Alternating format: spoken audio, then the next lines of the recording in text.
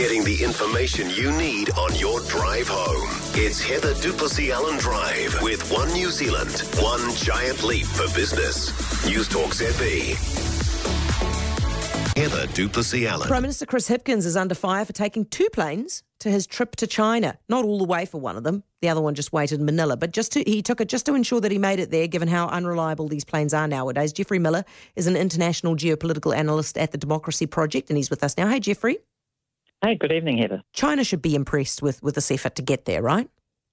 Yes, you want to get to your meeting with Xi Jinping. I don't think he'd be very happy if it split up because the plane broke down. So it is a waste of money. Of course, it's hypocrisy in terms of climate change, but it was probably worth it in this case. Again, $20 billion worth of exports that we send to China every year. Is going commercial really out of the question?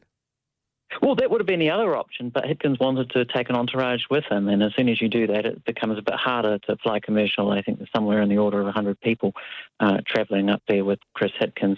But yes, that would have been the simplest and cheapest option, was simply to buy a ticket on Air New Zealand or Air China and go up there. I mean, Jeffrey, that's what Helen Clark used to do. Exactly, so, they can pay for themselves if they want to go. They are business people and members of the media. Well, I think there's some argument for that, but against that, as I said, $20 billion worth of exports to China every year. And, our trade really needs a shot in the arm. Our services exports are still hugely down when you look at tourists and students from China.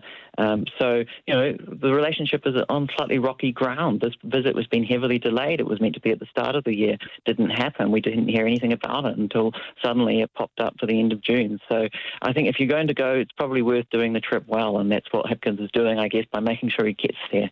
What do you make of the fact that Nanaia Mahuta got harangued apparently epically for an hour? That report is really fascinating. It came out in the Australian newspaper. It's a hard one to deny because it's not a matter of fact, and it hasn't been denied. Mahuta hasn't issued any such denial on it.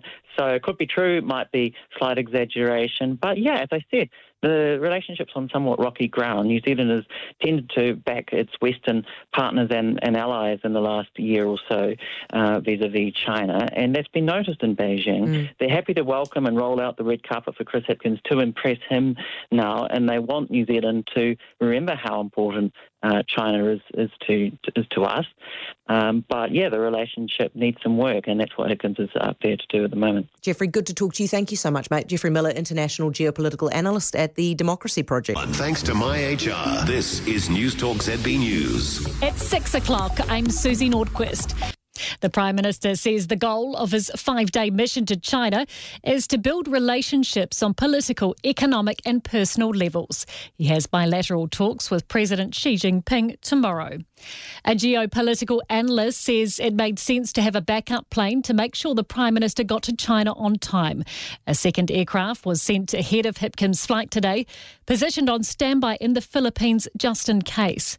The Democracy Project's Jeffrey Miller says being late to tomorrow's meeting with Xi Jinping if the first plane broke down would have made a bad impression. It is a waste of money. Of course, it's hypocrisy in terms of climate change, but it was probably worth it in this case. Again, $20 billion worth of exports that we send to China every year.